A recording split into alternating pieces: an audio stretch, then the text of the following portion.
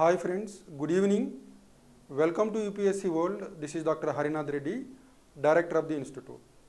So APPSC Group 1 interviews మనకు June 23 నుంచి 30 మధ్యలో జరగనున్నాయి. సో ఇన్ దిస్ కాంటెక్స్ట్ మీరు ఇంటర్వ్యూ ఫేస్ చేసినప్పుడు ఎలాంటి క్వశ్చన్స్ బోర్డు అడిగే అవకాశం ఉంటుందనే దాని గురించి మనము ఈ వీడియోలో డిస్కస్ చేద్దాం. సో బేసిక్గా మీ ఇంటర్వ్యూ మొత్తం డాఫ్ చుట్టూ తిరుగుతుందండి. It revolves around mostly detailed application form. Over and above detailed application form there are other areas where the board can ask you questions. మనం ఫస్ట్ డిఐఎఫ్లో ఏ ఏరియాస్ మీద ఫోకస్ చేయాలనేది చూద్దాం. సో మీరు ఇంటర్వ్యూకి వెళ్ళే ముందు the APPSC will give you a DIF detailed application form. You have to fill that detailed application form. So ఈ డిఐఎఫ్ బోర్డు మెంబర్స్ దగ్గర ఉంటుంది కాబట్టి ఆ డిఐఎఫ్లో మీరు మెన్షన్ చేసిన వాటి మీద ఖచ్చితంగా ప్రశ్నలు ఉండే అవకాశం ఉంటుంది. ఇందులో మొదటిగా name. If your name is interesting to the board మీ మీనింగ్ ఆఫ్ ది నేమ్ మీద కూడా క్వశ్చన్లు అడగచ్చు. పాసిబిలిటీ ఉంటుంది, అందరిని అడుగుతారని కాదు, not a very high probable area. But if your name is quite interesting to the board they may ask you what is the meaning of your name, అదొక possibility. తర్వాత మీరు ఈ డేట్ ఆఫ్ బర్త్ ఫిల్ చేసినప్పుడు if you are born on any particular day which coincides with an important personality born on the same date and month, then again there is a possibility. If the member of the board is quite intelligent, he can pick a question on that area. For example, మనకు national youth day అంటాం జనవరి 12th. So Vivekananda పుట్టినరోజు ఒకవేళ మీ పుట్టినరోజు ఒకటే అయినట్లయితే మెంబర్కి సడన్గా గుర్తొచ్చినట్లయితే దాని మీద క్వశ్చన్ అడిగే ఛాన్స్ ఉంటుంది. ఇది కూడా లెస్ ప్రాబబుల్ ఏరియానే, బట్ మీరు కొంచెం ఫోకస్ చేస్తే మంచిది. తర్వాత ప్లేస్ ఆఫ్ బర్త్లో మీరు విలేజ్ పేరు రాస్తారు, డిస్ట్రిక్ట్ పేరు రాస్తారు, స్టేట్ పేరు రాస్తారు. ఎస్పెషలీ మీ జిల్లాకు సంబంధించి మీరు ఫోకస్ చేయాల్సిన ఏరియాస్ ఏంటంటే మీ జిల్లాలో ప్రముఖంగా పండే పంటలు, అలానే మీ జిల్లాలో ఉన్న మినరల్ రిసోర్సెస్ ఏమున్నాయి, అలానే వాటర్ రిసోర్సెస్ ఏమున్నాయి, అలానే ప్రొటెక్టెడ్ ఏరియాస్ అంటే మనకు వైల్డ్ లైఫ్ రిజర్వ్ కానీ, బోర్డ్ శాంక్చురీ కానీ, టైగర్ రిజర్వ్ కానీ ఇలాంటి ఇంపార్టెంట్ ప్లేసెస్ ఏవైనా ఉంటే మీరు వాటి మీద ఫోకస్ చేయాల్సి ఉంటుంది. అలానే మీ జిల్లా నుంచి ఎవరైనా ఇంపార్టెంట్ పర్సనాలిటీస్ ఉన్నట్లయితే అంటే ఫార్మర్ చీఫ్ మినిస్టర్స్ కానీ లేదా సెంట్రల్ గవర్నమెంట్లో ఫార్మర్ మినిస్టర్స్ కానీ ఉన్నట్లయితే మీరు వాటి మీద కూడా ఫోకస్ చేయాల్సి ఉంటుంది. అలానే జిల్లాకు సంబంధించి major challenges, major problems of the district, అలానే జిల్లాని డెవలప్ చేయడానికి ఉన్న ఆపర్చునిటీస్ ఏంటో కూడా మీరు ఫోకస్ చేయాల్సి ఉంటుంది. ఇది మనము ప్లేస్ ఆఫ్ బర్త్లో జిల్లాకు సంబంధించిన సమాచారం, మీరు తెలుసుకోవాల్సిన సమాచారం. అలానే ఇక్కడ ఫాదర్స్ ప్రొఫెషన్ అని ఉందండి. సో మీ ఫాదర్స్ ప్రొఫెషన్ మీద కూడా ఖచ్చితంగా ఇది high probable area. If your father is into farming or if your father is into medical profession, so father's profession పైన ఖచ్చితంగా క్వశ్చన్స్ ఉండే అవకాశం ఉంటుంది. మనకు చాలామంది స్టూడెంట్స్ వాళ్ళ పేరెంట్స్ ఫార్మింగ్ బ్యాక్గ్రౌండ్ ఉన్న నేపథ్యం ఉంటుంది జనరల్గా. ఒకవేళ ఫార్మింగ్ కనుక మీ ఫాదర్ ప్రొఫెషన్ అయితే సో మనకు సెంట్రల్ గవర్నమెంట్ లెవెల్లో ఫార్మింగ్ సంబంధించి ఇంపార్టెంట్ స్కీమ్స్ ఏమున్నాయి, వాటి ఇంపాక్ట్ ఏంటి, అలానే స్టేట్ గవర్నమెంట్ ఇంప్లిమెంట్ చేస్తున్న ఇంపార్టెంట్ స్కీమ్స్ ఏంటి, వాటి ఇంపాక్ట్ ఏంటి, సో ఫార్మింగ్ సంబంధించి ఉన్న మేజర్ ఛాలెంజెస్ ఏంటి, స్పెసిఫిక్గా మీ పర్టికులర్ రీజియన్లో ఫార్మింగ్ సంబంధించి ఎలాంటి ఛాలెంజెస్ ఉన్నాయి. ఉదాహరణకి మీరు I come from Rayalaseema region. Rayalaseema is chronically drought prone area. There micro irrigation plays a very important role. Horticulture is given lot of importance.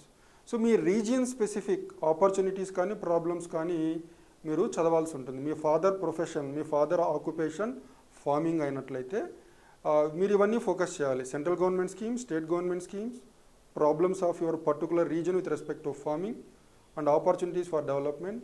So ఇవన్నీ కూడా మీరు వర్కౌట్ చేయాల్సి ఉంటుంది. జనరల్గా మీరు మదర్ దగ్గరికి వచ్చే కొద్దికి name of the mother's profession. So చాలా సందర్భాల్లో మదర్ హౌస్ వైఫ్ లేదా హోమ్ మేకర్ అయి ఉంటుంది.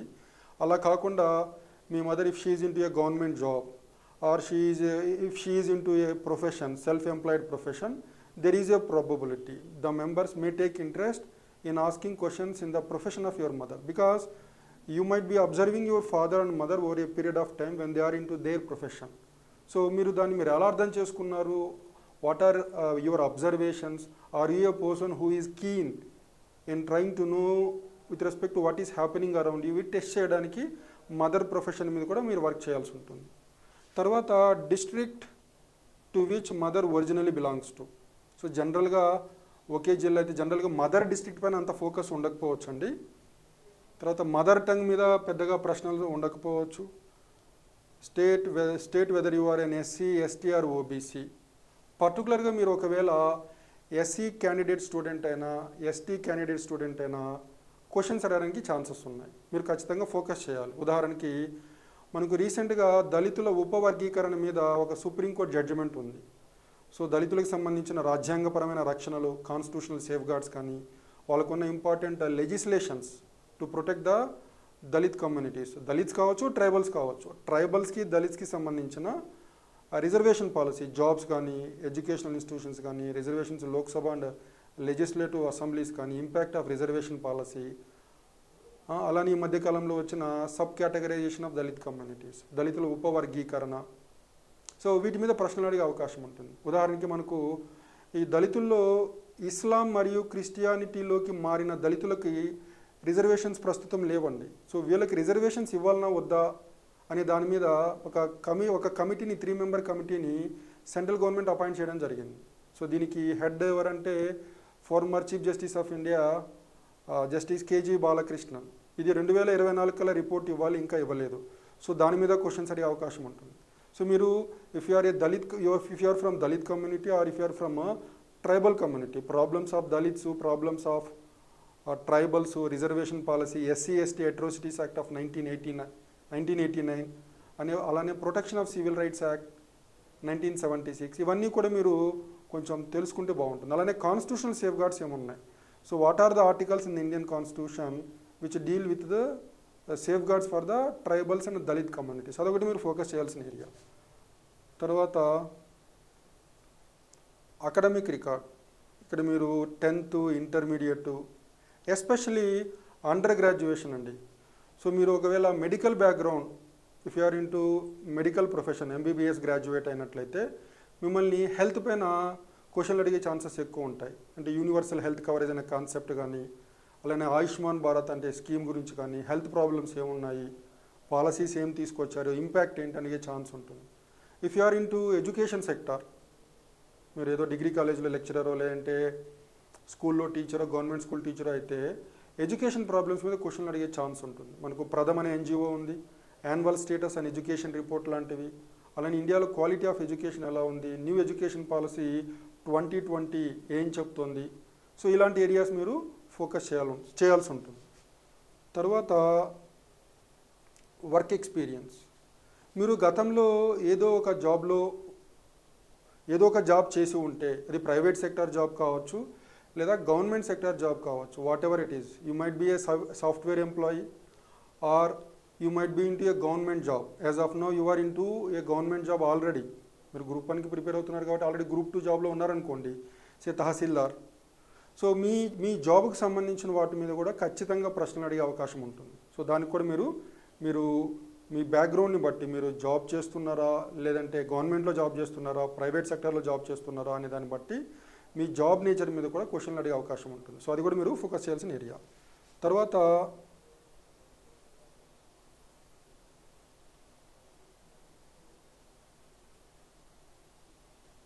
సో మీరు గతంలో వేరే కాంపిటేటివ్ ఎగ్జామ్స్ రాసి ఉంటే, అంటే యూపీఎస్సీ లాంటివి రాసి ప్రిలిమ్స్ క్లియర్ చేసి మెయిన్స్ రాసి ఇంటర్వ్యూ దాకా వెళ్ళి ఉంటే, అవి మీకు ఇంటర్వ్యూలో కొంచెము హెల్ప్ అయ్యే ఛాన్స్ ఉంటుంది.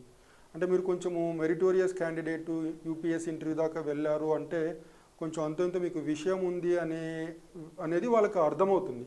సో అది మీరు పాజిటివ్గా ప్రొజెక్ట్ చేసుకోవచ్చు. అలాంటి డీటెయిల్స్ ఏమన్నా ఉంటే మీరు మిస్ చేయకుండా ఖచ్చితంగా రాయండి.